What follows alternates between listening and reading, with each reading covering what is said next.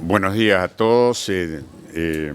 Tengo que agradecer en primer lugar a Presi por haberme invitado a darle este taller y a INTA porque me ha facilitado los datos meteorológicos diarios de Marco Juárez para hacer las simulaciones. Como ustedes ven, el título de la charla es Simulaciones del uso del agua para intensificar cultivos en siembra directa. A ver si es que me funciona esto. ¿Cómo era? Ah, no, era para el otro lado. Esto. Ahí está. Bueno, los objetivos de este trabajo fue estimar mediante simulaciones la sustentabilidad a largo plazo de la intensificación de cultivos bajo siembra directa y sobre todo en Marco Juárez, porque de ahí teníamos muy buenos datos meteorológicos y tenemos el grave problema que están sufriendo, como mismo estaba presentándome aquí José Luis Orsín, por ejemplo, en Marco Juárez, en Los Urgentes y en muchos lugares. Bueno, enfoqué estas simulaciones bajo 4 factores. Uno es la variabilidad del rendimiento, de los rendimientos alcanzables en secano, para saber si eso variaba mucho, y la influencia del estrés hídrico. Lo otro es la diferencia de la eficiencia del uso del agua por los distintos cultivos, a ver si cambiaba a través de un cuarto de siglo. Y además queríamos saber cuáles eran los volúmenes del agua de lluvia transpirada y evaporada por los cultivos y por las rotaciones. Y también los volúmenes, y sobre todo los volúmenes de agua percolada hacia las napas freáticas, porque esa es la fuente que nos alimenta la suba de la napa. Entonces queremos saber si con el monocultivo o con las rotaciones y la intensificación de los cultivos, ¿qué pasa? ¿Qué pasó? No sé qué pasó. A ver, bueno, a ver. Lo que se hizo fueron simular con los modelos de Sinclair durante 26 campañas, del 90 al 2016, el monocultivo de soja, el doble cultivo trigo-soja, el trigo-soja, trigo-maíz de primera, y, trigo-soja, trigo-maíz y trigo-maíz, soja de primera, perdón, 3 cultivos en 2 años. Se usaron datos meteorológicos diarios y los modelos de Sinclair los adaptamos ya hace varios años con toda una serie de trabajos de campo de medición del agua útil que hice en el 2006 y 2007 en 8 localidades de la región pampeana húmeda en un convenio que se hizo entre APRESI y 2 universidades norteamericanas y estaba financiado por la NASA. A ver, el material y método fueron los cultivares simulados, fueron un grupo 4 largo para la soja, que es muy adaptado a Marco Juárez, un maíz de ciclo completo sembrado de segunda, y en trigo simulé un ciclo largo después de soja, sembrado el 25 de mayo, todos los años, y un ciclo intermedio sembrado el 10 de junio para los trigos después de maíz, ¿no es cierto? Bueno, la fecha de siembra para la soja de primera fue el 20 de octubre y los cultivos de segunda se sembraron 20 días después de la madurez fisiológica del trigo. ¿Y qué otra cosa? Ah, bueno, ya les dije cuándo es. Ahora, lo que sí les quiero comentar que hice simulaciones recíprocas de las rotaciones. ¿Para qué? Para tener siempre, todos los años, soja, digamos como si tuviéramos un lote en que tiene trigo-soja y en el otro lote tengo trigo-maíz. Y vamos cambiando un año y otro para tener, en vez de tener en 26 años 13 soja, ahora tenemos 26 soja y 26 maíz. ¿Estamos? Bueno. Y por supuesto que se simularon los barbechos intermedios en cada caso. Bueno, este es el panorama a través del cual se hicieron las simulaciones. Ustedes pueden ver acá muy claramente que hubo un periodo en el principio de los 90 de muchas precipitaciones y luego hay toda una serie de zigzag que ronda los 890 milímetros de promedio, pero con una desviación estándar muy grande, de 204 milímetros. O sea que tenemos años de mil y pico y años de 500 milímetros. Y este último año anduvo hasta abril inclusive en los 1000 milímetros. O sea que tenemos una gran variabilidad a través de estos 26 años simulados. ¿Cómo se hace esto, che? ¿Se aprieta esto? No, esto no es. Este va. Bueno, los rendimientos de soja, por ejemplo, fueron los rendimientos de soja. En el caso de la soja sobre maíz, estuvo todos los años por encima, por supuesto, del monocultivo y del trigo soja, ¿no es cierto? Y ustedes pueden ver que hubo soja de casi 7.000 kilos, y en este caso, la soja sobre maíz, digamos de primera, rindió 5.000 kilos contra 4.000 del trigo soja y 4.600 del monocultivo. Eso en promedio, por supuesto. A ver, ¿cómo se cambia? En el caso de los rendimientos de trigo también estuvieron los máximos en alrededor de 7.000 kilos y los mínimos estuvieron ya en un par de años en 500 kilos, pero claramente en la rotación de 3 cultivos en 2 años rindió más el trigo que en trigo soja y en la otra de los 4. Y para los rendimientos de los maíces estuvieron muy parejos en 11.800 kilos para las dos situaciones, y esto es casi perfecto, podríamos decir una copia de lo que ha publicado Pedro Balón en Marco Juárez, que son 11.800 kilos para más o menos de promedio, pero ustedes ven que hay años que tiene 13.000 kilos el maíz y otros años que tiene 8.000 kilos. O sea que bajo el punto de vista de los rendimientos no tenemos ningún impedimento, digamos, a través de estos 26 años. El estrés hídrico fue la limitante fundamental de los cultivos en secano, por supuesto, y acá pueden ver 3 situaciones en el caso de soja, de cultivos, que rindió 60 quintales, que prácticamente no fue estresado. Miren cómo se acortó el periodo acá con el estrés hídrico.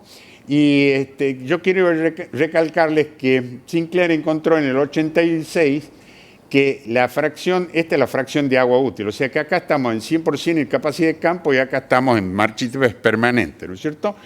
Sinclair encontró que cuando tenemos un 66%, 2/3 del agua útil remanente, empieza a caer fuertemente la fijación de nitrógeno en soja. Mientras que la fotosíntesis, la tasa fotosintésica decae cuando 1/3 del agua útil todavía está presente. O sea que la soja es mucho más susceptible que el maíz y que el trigo al estrés hídrico por la fijación de nitrógeno, por la susceptibilidad de la fijación de nitrógeno.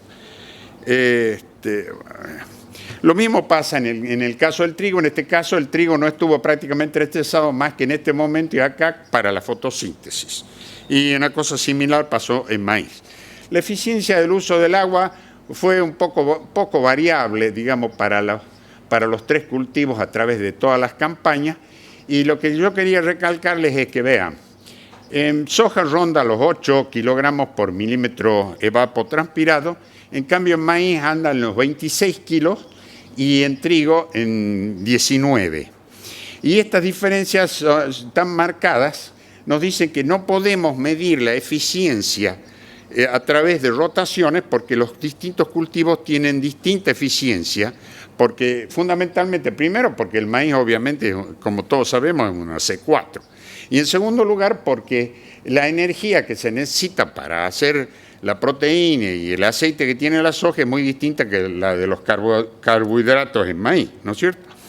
Bueno, la evaporación y la transpiración. En este caso les estoy mostrando la rotación de 4 cultivos en 2 años. Ustedes pueden ver que En trigo, la evaporación anduvo alrededor de 35 milímetros todos los años y la transpiración en 250.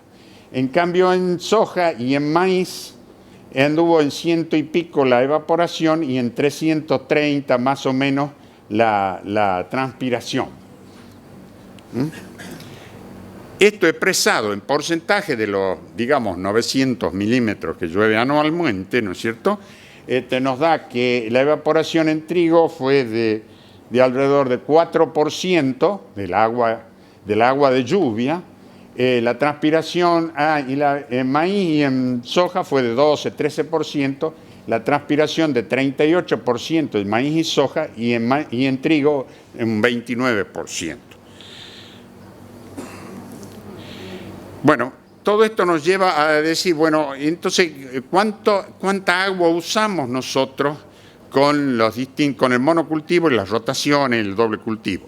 Y ustedes ven pues, claramente que aquí la soja usó en monocultivo en promedio de todos los años 70% del agua de lluvia, 87% el trigo soja, 74% menos la rotación de 3 cultivos, con la soja de primera después del maíz, y 83% la rotación doble de los 2 años, ¿no es cierto? O sea que aquí estamos usando mucha más agua que lo que usamos en monocultivo, ¿no es cierto?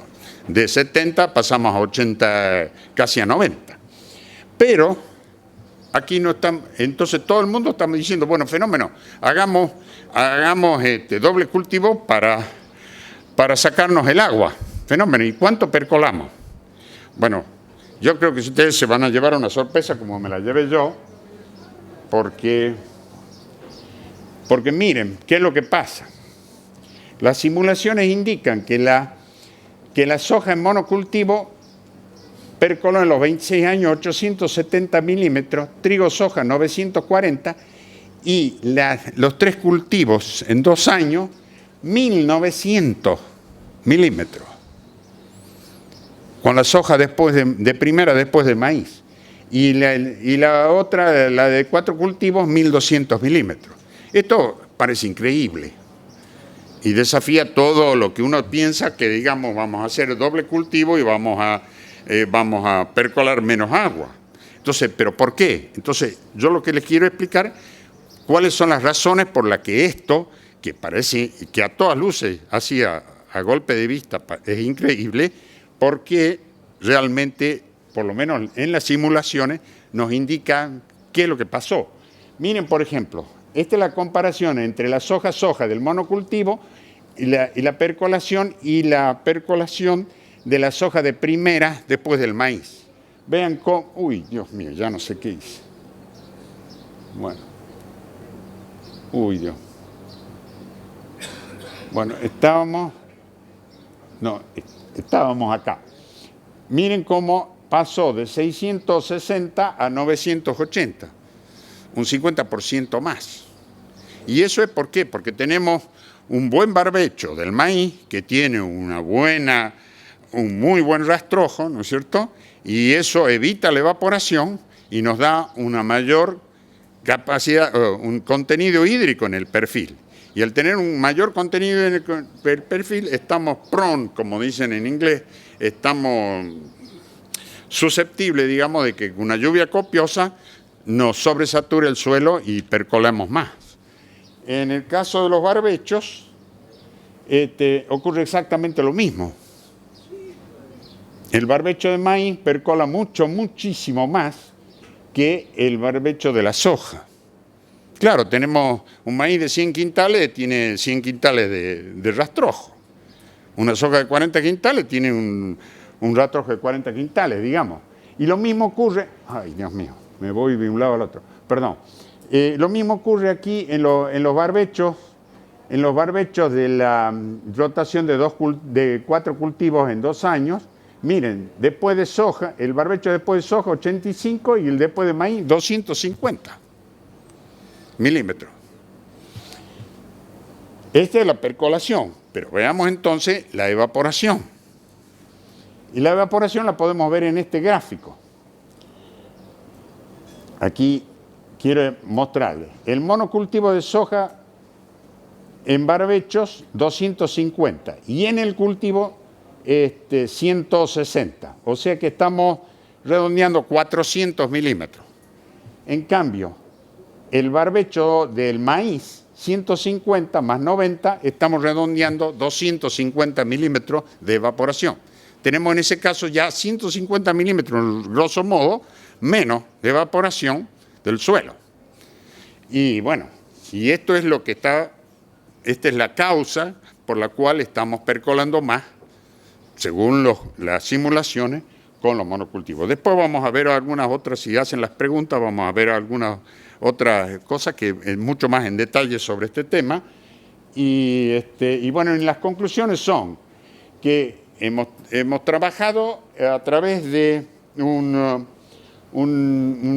26 campañas, o sea, un periodo bastante largo, con las lluvias oscilando mucho a través de los años, con años secos y años húmedos, y que los rendimientos promedios no han sido un problema para la sustentabilidad porque se han mantenido a través de los años y han variado bastante en concordancia con todos los ensayos que se hacen y con toda la realidad que uno palpa diariamente en el campo, ¿no es cierto?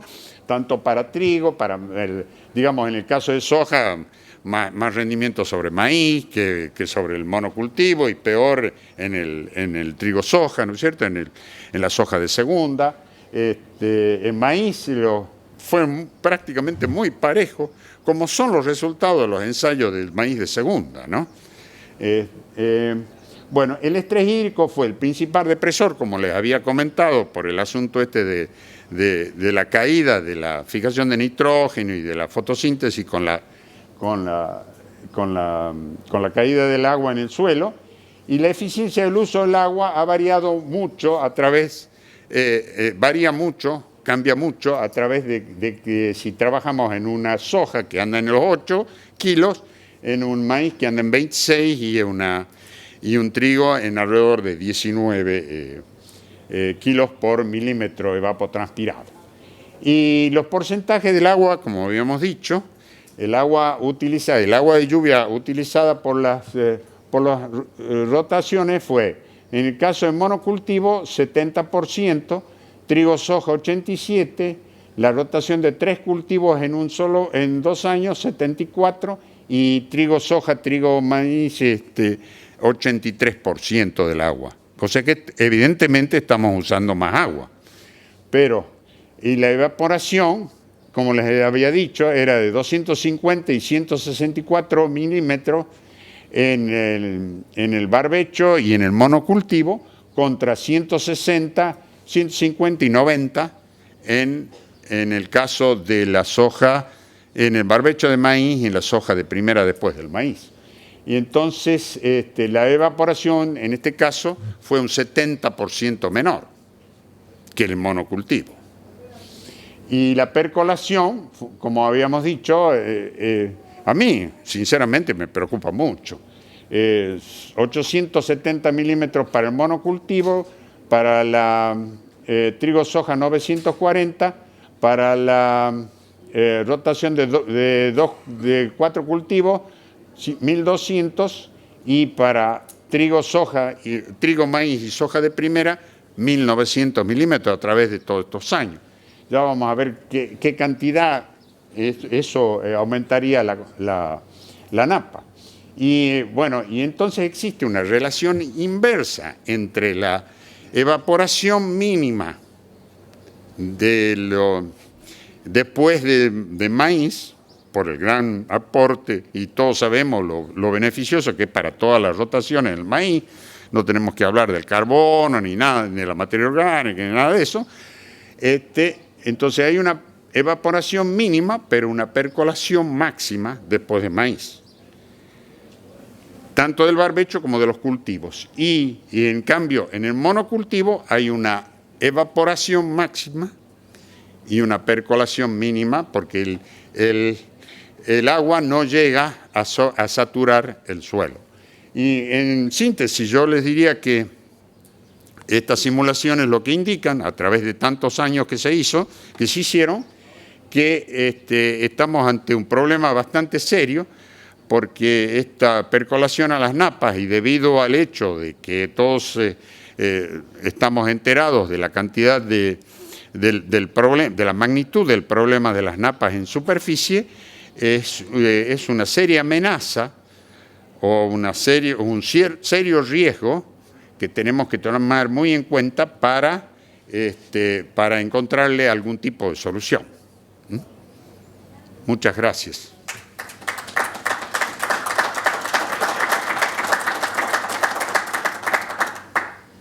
Bueno, me pasé, pero bueno, perdón.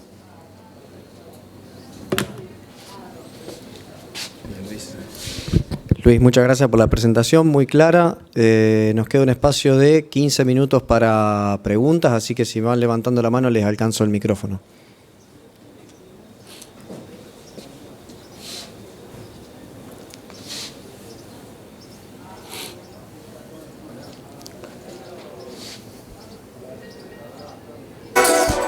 Hola. Hola. Bueno, buen día, Luis. No sé si vos te acordás de mí. Yo soy José Andriani. José, ¿qué tal? ¿Cómo te va? Como vos sabrás, bueno, yo tengo bastante experiencia acá en la zona con respecto a lo que es la dinámica del agua. A mí no me cierra para nada lo de percolación. Yo no sé si vos de percolación estás incluyendo el escurrimiento superficial o no. Sí, sí lo incluyo. Sí lo incurro. Sí lo incurro, o sea, porque evidentemente, suponte vos, es muy difícil determinar qué porción del escurrimiento, porque yo podía perfectamente determinar cuál era el escurrimiento. Eso lo hemos elaborado con una fórmula que tenía Weir ahí en Marco Juárez. Pero el problema no es ese, el problema es que si escurrimos en algún lugar, en los bajos, eso percola. Está bien, no, por supuesto. Y entonces, digamos, uno globalmente, o digamos, si uno lo ve como una cosa macro, digamos, si no estamos percolando aquí donde escurre, estamos percolando allá donde se depositó el agua, ¿te das cuenta? Entonces, de alguna manera, el agua bajó. Sí, está muy bien si vos eso lo analizás desde el punto de vista de lo que es NAPA, lo que es contribución a NAPA. Lo que sí es que tenés que tener en cuenta que el escurrimiento superficial tenés mucha cantidad de agua que va a los arroyos, a las lagunas, a los ríos, zonas donde no es aprovechable por los cultivos. Entonces, digamos, hay que tener mucha precaución. Yo diría que habría que mencionarlo, por lo menos cuando hablas de percolación, sí. Que es más escurrimiento, porque si no los números no cierran de ninguna manera. Vos sabés muy bien que los cultivos acá en nuestra zona evapotranspiran entre 400, dependiendo por supuesto del año, entre 400, maíz y soja, entre 400 y 500 o 550 milímetros. Entonces no te cierra con el promedio del año, que es 950, poner que sea 1000, no importa. No cierra igual los números, o sea, los números no dan de ninguna manera, ¿no es cierto? Por eso, que no dan los números? Y vos fíjate, un promedio de 1000 de precipitaciones con un 500 milímetros de evapotranspiración, te quedan 500 milímetros. Pero vamos para atrás. No sé cómo hace esta cosa. Perdón. Espera.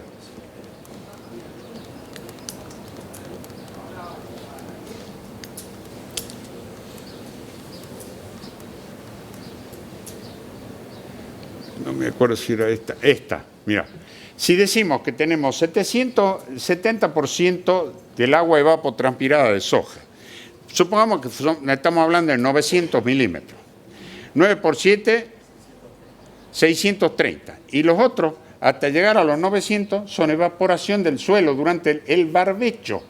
Falta aquí la evaporación durante el barbecho. Aquí en ningún momento perdón, sí. Cosa, Dios mío. Aquí en ningún momento hablamos de la evaporación durante el barbecho. Acá estamos simplemente hablando de lo evapotranspirado durante el cultivo, así que esto es el uso consultivo del cultivo.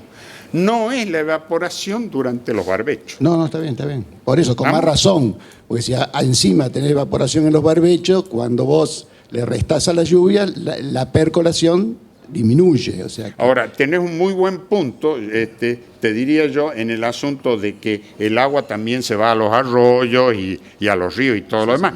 Pero esto es simplemente, estas simulaciones son simplemente para despertarnos la conciencia del problema y ver si podemos arbitrar algunas soluciones. Claro, no estamos en cosas. Ahora, lo que yo les quería decir es que los freatímetros en el INTA, y no sé si estará Pablo Volati acá, que no lo conozco, que es un ingeniero del INTA, Marco Juárez, que trabaja con los freatímetros. Él va a dar otro taller ahora dentro de un par de horas, creo. Sí. Y en eso él me mandó a mí un gráfico que muestra que en el año 70 el agua estaba a 12 metros de profundidad en el INTA de Marco Juárez. En el año 90 estaba a 6 metros. Y ahora está a 1,5 metros. Entonces hay una tendencia terrible a subir la napa. Y eso es porque evidentemente de alguna forma se ha roto el equilibrio ecológico de la pradera pampeana original, digamos, de la ganadería, y con los cultivos que se hacen, ¿no es cierto?, y con la expansión de la agricultura, ahí tenemos un problema, porque si nosotros vemos de hace 50 años, digamos, los que tenemos edad para eso, nos acordamos de que en la pradera pampeana solo había vacas y solo había molinos que sacaban el agua de los 12 o 15 metros que estaba la napa. Y ahora tenemos problemas. La Nación misma publicó hace 3 semanas que el 35% de la superficie sembrada de Córdoba está bajo el agua. Entonces, y los freatímetros están mostrando la suba. Entonces, de alguna manera, y si nosotros pensamos, supongamos que percolamos 1000 milímetros a través de 25 años, por decir un número, ¿no es cierto? La capacidad volumétrica del suelo en Marco Juárez es de alrededor, y en Marco Juárez, en Pergamino, en Venado, es alrededor del 20%. O sea que con 200 milímetros, si el suelo está seco, con 200 milímetros llegamos a capacidad de campo. Muy bien. Y después tenemos otros 200 milímetros más de aire. ¿No es cierto? O sea que con 400 milímetros nosotros recontrasaturamos, tenemos el agua lleno de agua el suelo. ¿Vamos? Entonces, si hemos percolado en 25 años, por decir un número, 1000 milímetros, hemos subido la napa 2,5 metros. Estas simulaciones son bastante conservadoras en ese aspecto, porque si en el año 90 los freatímetros de Marco Juárez marcaban que estaba a 6 metros el agua y ahora está a 1,5 metros, hemos subido 3,5 metros. Y suponiendo que supongamos, estas simulaciones muestran más o menos, pongamos que hemos percolado 1000 milímetros, solamente hemos subido 2,5 metros el agua. Nos falta 1 metro para lo que ellos realmente miden. Entonces, we got a problem, como decían los Apolo 13. Mi única observación son esos casi 900 milímetros de percolación que me parece que no, o sea, debe haber evidentemente un error en la simulación, en el modelo de simulación. Nosotros ahora después va a ser todo. No, es por el total de los 26 años. La percolación no es promedio, cuidado, es el total evaporado durante los 26 años, lo he dicho en repetidas oportunidades. Miren, ahí está. Percolación a la napa cultivo, no dice media ni nada, es eso.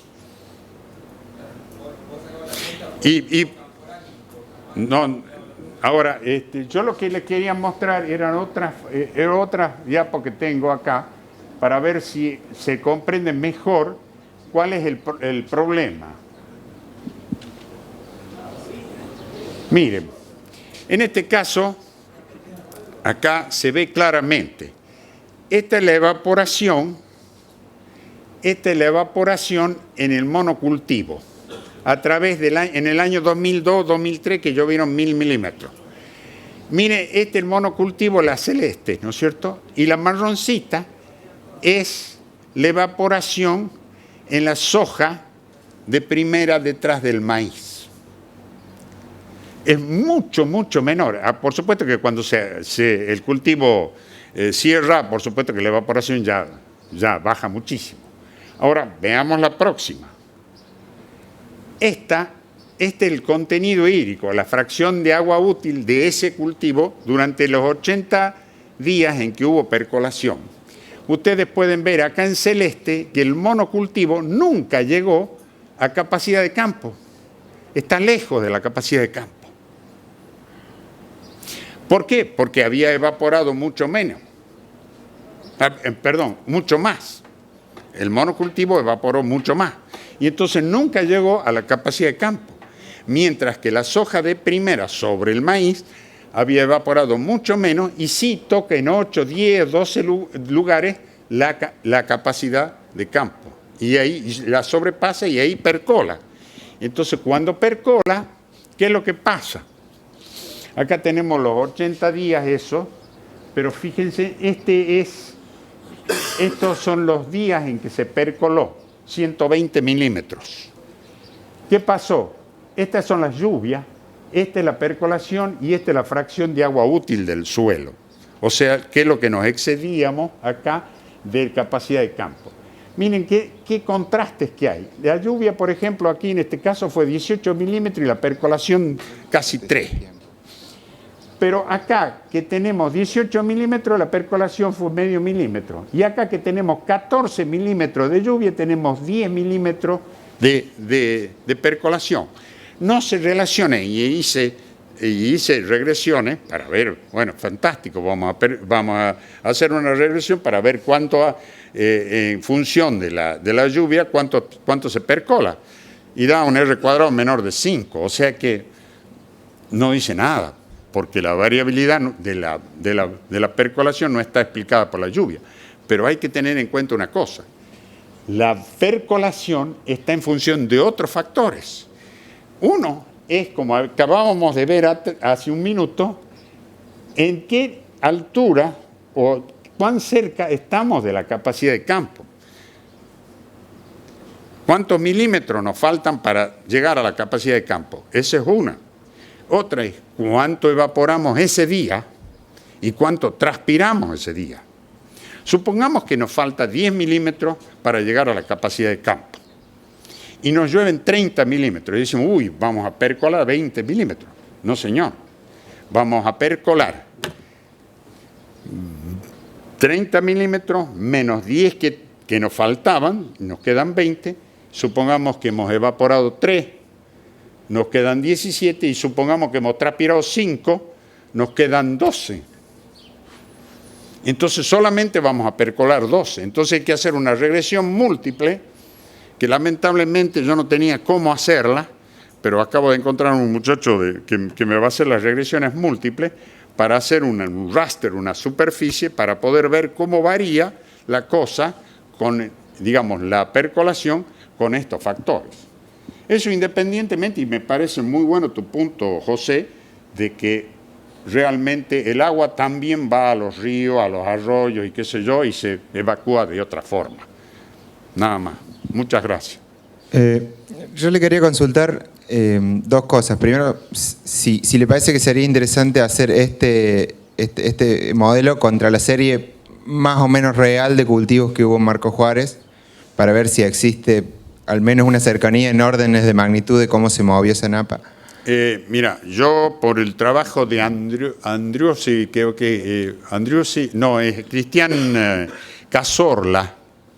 Cristian Cazorla mide el agua en Marcos Juárez, no la percolación, sino el agua, el uso consultivo y ese tipo de cosas, ¿no es cierto? Que es un trabajo que yo también hice en el 2006-2007, que sacaba 1.500 muestras todos los meses y me las procesaban en Manfredi. Y ellos dicen que en Marcos Juárez, a través de los años, hubo alrededor de un 70 y pico, creo que era 72, 75% de monocultivo de soja, un 10 o 12% de trigo soja y un 10% de maíz. Y el resto ya es algo de cultivo de cobertura y eso, ¿viste? Así que esa es la serie, digamos, que está en los últimos años, o en los últimos 15 o 20 años predominando en esa zona. Por eso yo decía, por eso le decía a José que asumamos que hemos percolado 1.000 milímetros, por decir una cosa, para exagerar la percolación de la soja en monocultivo, digamos. No sé. Y la otra, sí, creo que el modelo señala una deficiencia que se va a ver a mediano plazo, incluso que ya se está viendo claramente. Si usted tiene una dimensión de qué tan grandes son las zonas que están amenazadas por este manejo y qué tan complejo se puede ver, ¿en qué plazo? Mira, lo que yo me acuerdo es esto. En el 2002, Martini y mi amigo Héctor Bagorri, que lamentablemente muchos lo conocerán y falleció, publicaron un trabajo en Marco Juárez que decía que 5 millones de hectáreas en la pampa húmeda estaban sujetas a la suba de la Napa. En el año 2002 lo publicaron. Y yo llevé ese trabajo, que me fui a trabajar en Estados Unidos con Tom Sinclair, creo que fue en el 2004, 2005, no me acuerdo, y discutimos tremendamente porque Tom no podía convencerse que hubiera suba de la Napa. Porque él decía que la Napa de la pampa húmeda no podía venir del acuífero de los Andes, que digamos se derrite la nieve y va al acuífero y todo lo demás. Él decía que era imposible. Yo le decía, no, es el exceso de agua. Entonces nos pusimos a simular y simulamos 30 años, desde del 70 al 2000, para Olivero. Y en Olivero nos dio peor que esto. Pero eso no lo publicamos, ni dijimos nada, ni nada por el estilo, pero entonces Tom se convenció de dónde venía el agua. Porque yo le contaba que en la estancia de un tío mío, aquí en Buenos Aires, bueno, sí, sacábamos el agua de 10 o 12 metros siempre con los molinos, cuando yo era chico. Luis, muchas gracias por la presentación. Lamentablemente tenemos que liberar la sala para el próximo taller. Quedaron 2 preguntas pendientes. Si Bueno. puede ser, a lo mejor Luis, si pueden, a lo mejor tenemos que desocupar la sala, si lo pueden consultar Luis afuera, pero por una cuestión de tiempos debemos desalojar el salón para el próximo taller. Así que muchas gracias. Muchas gracias.